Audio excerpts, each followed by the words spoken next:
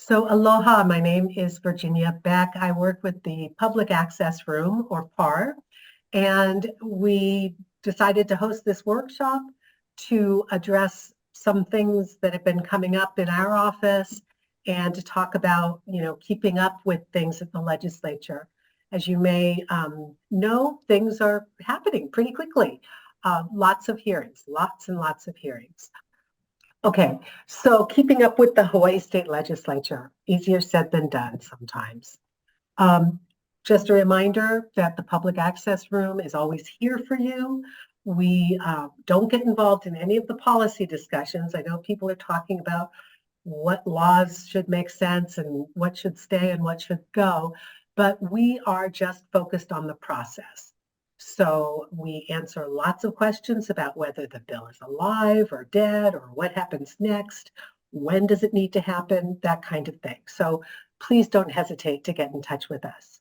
So today I'm just going to touch on, a few things, communicating with legislators, deadlines that are coming up, reminding you to keep up with the changes that happen with bills, remind you about asking for hearings, hearing notices, testifying, following changing bills. It's a mishmash. So one of the things to remember is that it's really important to keep communicating with the legislators. So it may be that they're too busy to meet with you. See if you can meet with staff. Maybe their committee clerk is available, and you can find a list of the committee clerks on the Public Access Room website. Now, if you're going to communicate with one of their offices, try to figure out what it is you really want to say. Sometimes we've got tons of information about an issue, but what does the legislator need to know? And maybe even put that in writing. Your internet sucks. And I'm sorry. What do you need to do? Create photos for our events. I'm sorry, is somebody asking a question? No? Okay. Must have been somebody unmuting by mistake. Okay. What I was going to say is if you can put your thoughts together and do a leave behind or something like that, or an email that would summarize, this bill needs to have a hearing, for example. It's an important piece of legislation and this is why, and we've got all the support. That kind of thing, your contact information so they can call if they have any questions, that kind of thing. Under the help and info drop-down menu on the legislature's website, I think you all know by now, capitol.hawaii.gov is the legislature's website. You can find the public access room page. And there you can go ahead and go to the current legislature tab and find all kinds of different documents, including, say, office managers. If I wanted to, contact a legislator's office, but thinking the senator or representative may not be available, maybe I want to talk to the office manager. Easy enough to find out who that is. So take advantage of the resources that are available there. Deadlines. We've got a deadline today.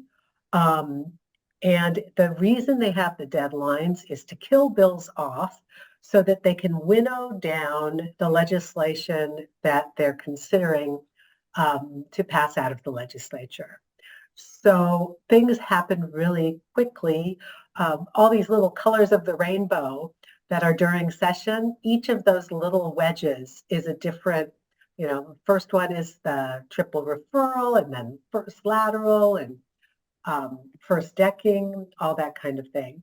And, we've got to go all the way through the House, cross over, go all the way through the Senate, or go through the Senate and then go through the House. So just because I seem to say this every time I do one of these presentations, I just want to remind you that the bills have to go through the committees in the order that they're listed on the referral sheet. And it's during those committees that they have hearings where you can offer your views on the legislation. Now, in addition to that, it needs to go through 3 votes on the floor of each chamber. That means where all of the senators are getting together to consider legislation, or when all of the House members are getting together to consider legislation. And those 3 readings are actually what's required by the Constitution for a bill to pass out of the legislature. But so it goes through a reading, gets referred to committees. If the first committee chair decides to hear the bill, they'll have a hearing. If it passes, it'll go back to the floor for a second reading. Then it'll go on to whatever other committees it has to go through. And when it's done going through the committees, it'll come back to the floor for a third reading and then cross over to the other side and have to go through it all over again. And then we'll work on coming up with the exact wording of the bill that will then go off to the governor, who can sign it, veto it, or allow it to become law without signature. So these deadlines are really important, and they can be a little confusing. We do have on that current legislature page of the Public Access Room website, there is a really helpful document called "What Deadlines Apply to My Bill?" that help you figure out whether you need to worry about each of these deadlines or not. So first lateral filing is February 15th, which is next Thursday. So that means that all of the bills need to be in their last committee by Friday, February 16th. Today is the deadline if the bill has been referred to 3 committees in the House. It's got to have gotten out of that first committee and be filed tonight to go into its second committee. And on the Senate side, it's tomorrow, that deadline. So yeah, so they've got to get into their last committee by the first lateral deadlines. And they call it lateral because it's kind of an internal kind of sideways movement from one committee to the next instead of crossing over to the other chamber. So they call it lateral. And if your bill only got referred to one committee, it's already in its last committee, so it doesn't need to worry about the first lateral deadline. There's going to be a 5-day recess, you may notice on the calendar. That doesn't mean that they won't have hearings. It just means they won't have floor sessions. So they will have hearings, especially the money committees may be active. It's also time that the legislators can go back to their home districts, since they won't be missing any session. Some of them may do that as well.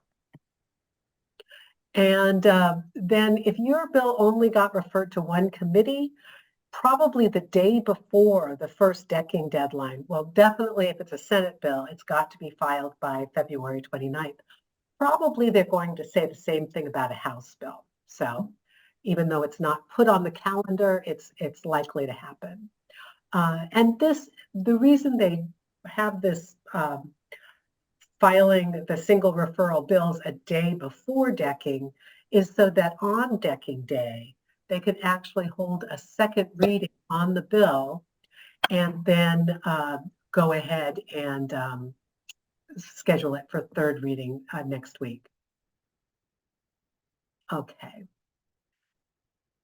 And then first decking, that's the deadline to get out of all of the committees. So that's when Finance, Consumer Protection, Judiciary, those are the ones that usually have the last referral, and they've got to get through all of their bills by March 1st.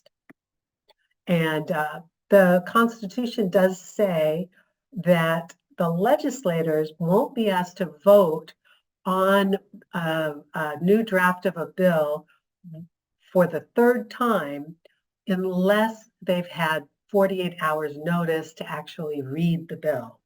So that's one of the reasons they have a decking at the end of the week, and then the following week they'll do third reading on a lot of bills. So what they do is they do, first decking. All of these bills get out of their last committee.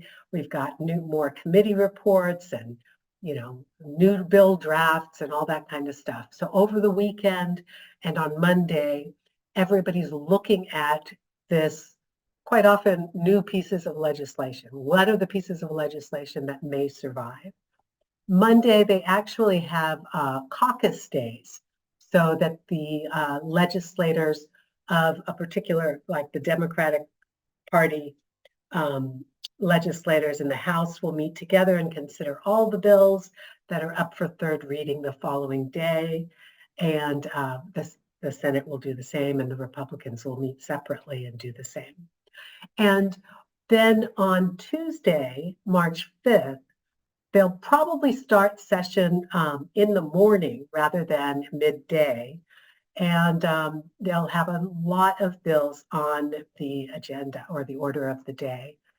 And, crossover isn't until Thursday, but they like to have a little wiggle room. So on Tuesday, they're scheduling third reading on lots and lots of bills. If they make a change while it's on the floor, if they offer a floor amendment and change the bill, they've got to wait 48 hours until they can actually vote on that amended bill. So that would be scheduling it for a vote on March 7th, which is the crossover deadline. And only about a third of the bills are going to make it through this deadline. And it's a very hard deadline. And if it doesn't cross over, it will die. And this is a good time to really take a look at all the surviving legislation. It's much more manageable since it's, been cut down by 2/3. And you can do that on the reports and lists page by just scrolling down to the first crossover section. So crossover is when you go from one side to the other and start it all over again. This is when, I say new legislation on this slide, but it really means, bills that have changed. Now, you may notice that right now we're seeing a number of short form bills, which are basically empty bills, that are being revised either by putting in a proposed draft and then having it go to the floor and get recommitted to the committee, or some of the committees are putting the short form bill on a hearing agenda and then going ahead and they'll fill it in and make a decision on the proposed draft and send it to the floor and it'll get recommitted. But the other thing is that, bills change with those amended bills. Something that didn't used to affect you may now have been changed in a way that it does affect you and that you do care about it. So I really do encourage you to go to the reports and lists page. You can either find it on the shortcut or under the laws and research tab. And then you'll just scroll down. Like if I wanted to find out what survived after first lateral, I would just scroll down in deadline tracking. And there I would find, I can look at all the bills that made it, or just the House bills, or just the Senate bills that have survived first lateral. And up they come in the familiar report form. And then you can always do searches on the web page, using your Control F to search for a word or a phrase. Also on the reports and lists page, there is the subject search. So this is a good time to go ahead and, put in a word that you're, interested in. Up come the results. You can see which ones are still alive, which ones aren't. Sometimes that takes some clicking in and out. But some of the bills, quite a number of the bills you'll see they'll just show their committee referrals because they never actually got scheduled for a hearing. So those are dead after the appropriate deadlines. And just a reminder that you can use the keyword search at the top of the screen. It's a way that you can search through the content of all of the entire document of the bill, which is sometimes really helpful. I mean, when we're looking to see if the Legislative Reference Bureau is mentioned in legislation, we use this search. But we use the advanced tab, and that gives us a little form that we can then fill out, and we can look for the exact phrase Legislative Reference Bureau, for example. Or you can, say all of these words or none of these words or all kinds of things. And, it just brings things to a more manageable size. And then remember, you've got some filters up here. And as session goes on, it's sometimes useful to ask it to show you only what's changed in the last week, for example, just to see if, okay, in the past week, has anybody done a new draft of a bill that includes what I'm looking for? And that's one way to try to keep up with it all. And let's see. Hearings, go to the chair. They're the ones with all the power to decide whether or not your bill is going to be scheduled for a hearing. And when you're asking for a hearing, we emphasize, do it now, because once the bill has gone into that committee, if you look at the committee meeting schedule, which you can find on the current legislature page of the public access room, you'll see that some committees only meet, say, on Tuesdays and Thursdays. Well, the first lateral deadline is on Thursday, the 15th. So, there's only so many days that, time slots that chair would have to schedule bills. And they've got to give you 48 hours notice. So work backwards from the deadline and you'll see you really do need to get in touch with them right away.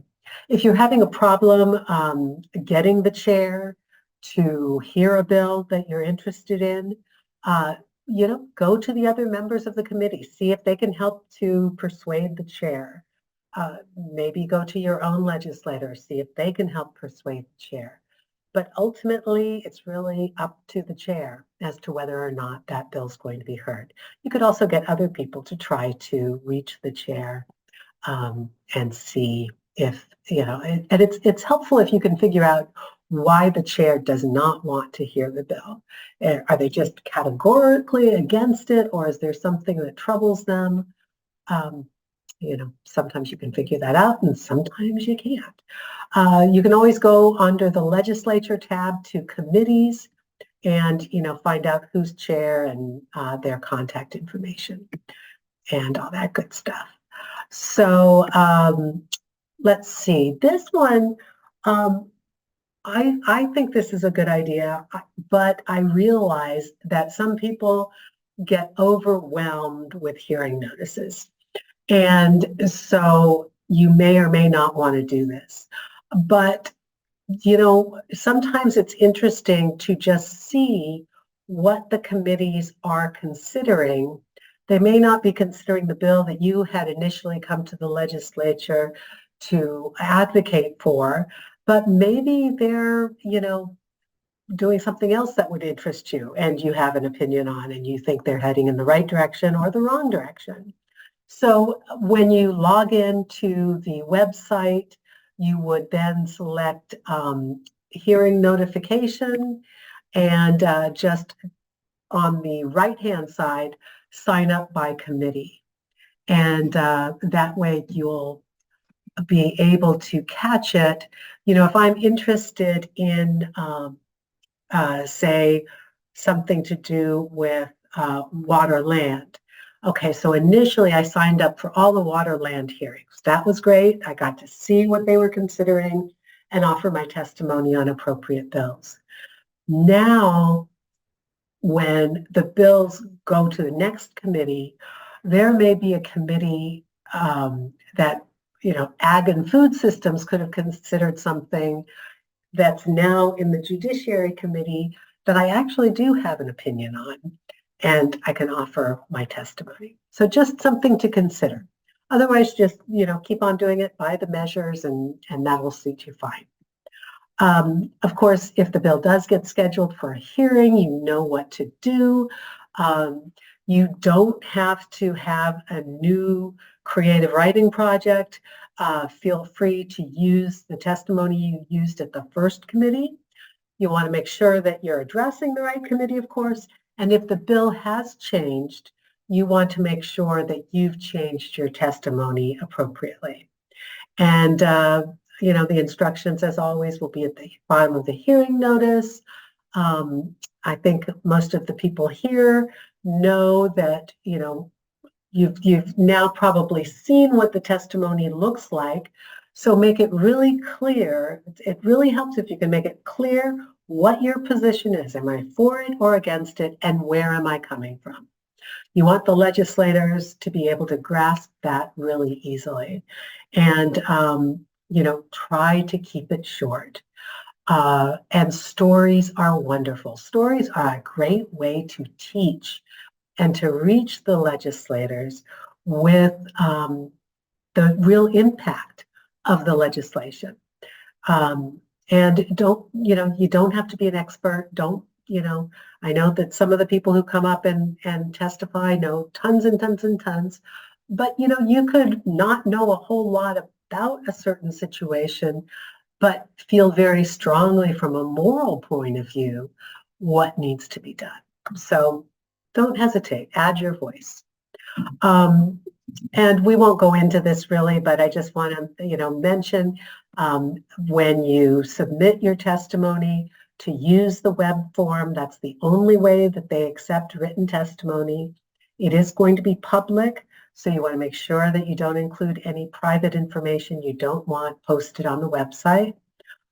You'll just fill out the form and, then let them know whether you're going to be testifying in person, on Zoom, or whether all you want to do is written testimony.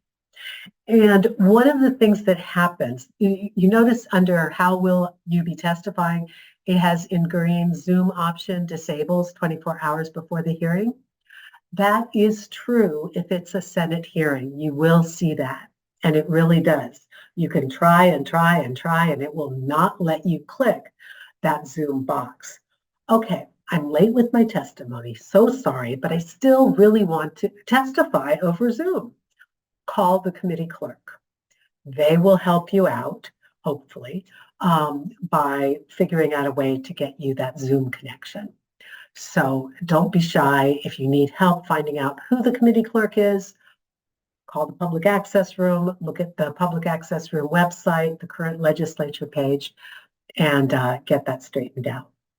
And then you just upload your file or you type it into the testimony comments box, one way or the other. And then you'll click on submit and you'll get this lovely green box, which shows you that your testimony's in. It's on its way to the committee. You're all set. Now, if you did request Zoom, we've been getting some questions from people who are concerned because they haven't received an email link with an email with the Zoom link, which is, the way when you sign up for a Zoom anything, you usually do. You get an email. Not with the submit testimony system. Here, what you've got to do is sign in to the legislature's website, click on submit testimony, go to your green box, and it will have a join button. And one of the things to do if you did request Zoom, make sure when you get that green box showing that your written testimony was accepted, check and make sure that it does say Zoom requested, because that's what will turn into the join button a couple hours before the hearing. So, easy enough. You go, you log in, submit testimony, find that join button, and then, you're in Zoom land, keep your chat panel open, wait for your turn. Yeah. Let's see. Following changing bills. Yeah, so you've all seen people who are following the legislature, you've seen some decision making. And you'll notice that sometimes they'll hear bills and they'll defer the decision making to another meeting time. That's not unusual. They could vote to pass the bill with or without changes. If they're voting to pass it with changes in an amended form, they'll usually mention how they plan to change the bill, but they do not get into specifics. So someone was asking me today, well, how do I know what exactly they're changing? They just said, this broad statement. And, you could certainly talk to the chair's office to see if you can get a little more information. But really, what you'll have to do is wait for the chair to issue the committee report with the revised bill. And they will do that by the next deadline that, they need to get the bill out by. They can also not vote. So you may have seen a chair say, I think we'd have a lot more work to do on this bill. We're going to defer this bill. We're going to hold it. We're going to have it die right here. I haven't yet this year seen them vote not to pass a bill. And that's because that's a very rare occurrence. Usually if the chair doesn't think the bill is going to pass the committee, or the chair doesn't want the bill to pass the committee, they'll usually choose to just avoid the vote. Sometimes it happens, but not very often. So changes can be pretty significant. Some of you may have seen a lot of the changes from the first committees are changing it to crazy effective dates like January 1st, 3000, I heard today. Also, if there's a fund amount, they'll they'll just blank it out and maybe mention it in the committee report that accompanies the changed bill. So those are common changes. Don't be alarmed. They have no intention of the bill going off to the governor like that. What they're doing is making a change, and in doing that, they're forcing the bill, if it survives, it'll have to go to conference. And in conference, if it gets through the other chamber, if it goes to conference, the committee chairs will likely be the ones appointed and in charge of those conference committees. So they'll get to work out the details of the bill. So it's just a very common mechanism. And every time a bill gets changed, it gets a new draft number, which can start to look really wonky, but it helps us make sure we're all talking about the same version of the bill. And every time a bill draft changes, the description changes, accordingly. So and you'll always find the most recent draft up at the top of the bill status page. You can find other versions of the measure on the right-hand side. Even more helpfully, you can look at the committee reports, which will summarize what changes were made from draft to draft. And then, of course, you've got your testimony and your hearing notices with the YouTube links to watch what you want. But here's a committee report just to show you, this is the purpose of the bill. We received testimony on the bill, and your committee finds something, and then it gets down to accordingly, this is what we find, and we've amended the measure by, and 1, 2, 3, lists how they amended it, and then they ask that it goes on to the next committee. So those are the changes that were made. So that makes life a lot easier rather than trying to look at two bills, two drafts side by side. So mid-session, we've got third reading by that crossover deadline, and that's when the House bills go to the Senate and the Senate bills go to the House, where they go through the same process. And I just want to note that it's less than a month between first crossover and second crossover. And that's the time that the bill has to get through that second chamber. Now, we're dealing with a lot fewer bills, but it does seem to go really quickly. let's see, public access room website. Once again, want to mention if you have, and if you're trying to get other people engaged, please, send them to our Engage tab, Engagement 101. We've got instructions, videos on how to do all the interactive stuff, including testimony and measure tracking and all that good stuff. Under current legislature, that's where we've got the lists of, which deadlines apply to my bill, who are the committee clerks, what are the conference room schedules, all that kind of stuff. And yeah, and you can find tons of information on our website.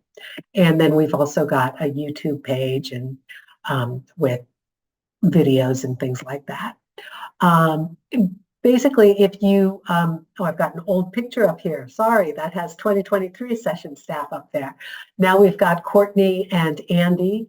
Actually, Andy's up there on the far left, but we don't have Courtney's picture up there. But she's here helping us this session, and we're really happy to help you out in whatever way we can.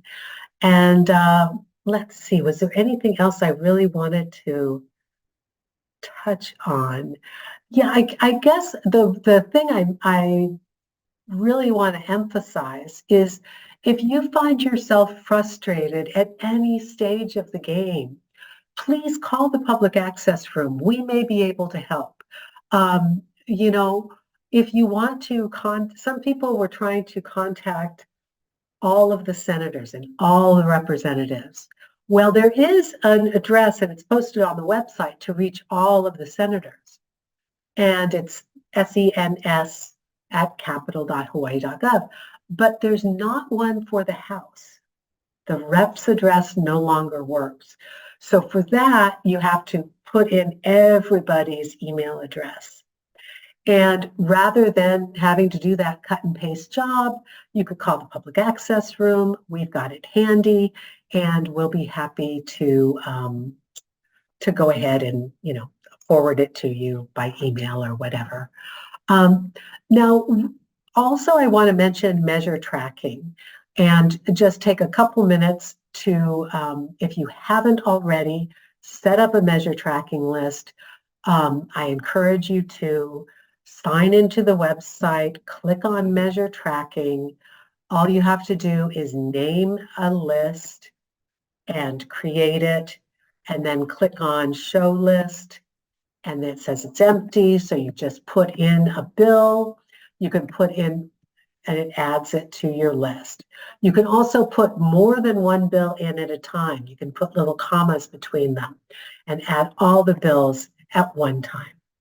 You can add notes to your report. They'll appear as a column on your report. And then when you're done, or anytime you want to come and check your measure tracking list, you'll just come to this page and click on Generate Report, and up comes your list with the current status of all the bills. If I'm going to share this with someone, it's usually what I'll do is I'll sort it by the measure heading of the column heading, and so that it's alphanumeric and it looks all nice and orderly.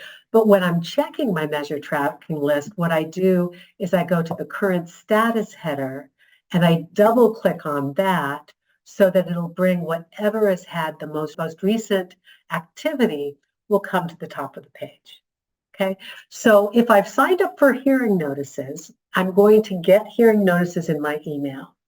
But there's other things you may want to keep up on. For example, if my bill made it out of committee, say my bill was referred to 2 committees, and it made it out of its first committee with changes. Well, I want to know as soon as I can what that changed bill looks like, and that will appear on my measure tracking sheet. Then I'll see that it goes forward for second reading on the floor, and then I'll see once second reading is over, I know it's time to get in touch with the next chair to ask them to hear my bill. So I think that's enough from me. I do hope that things go smoothly for you this session, and if the public access room can be of any help, I do hope that you'll be in touch. Okay, aloha.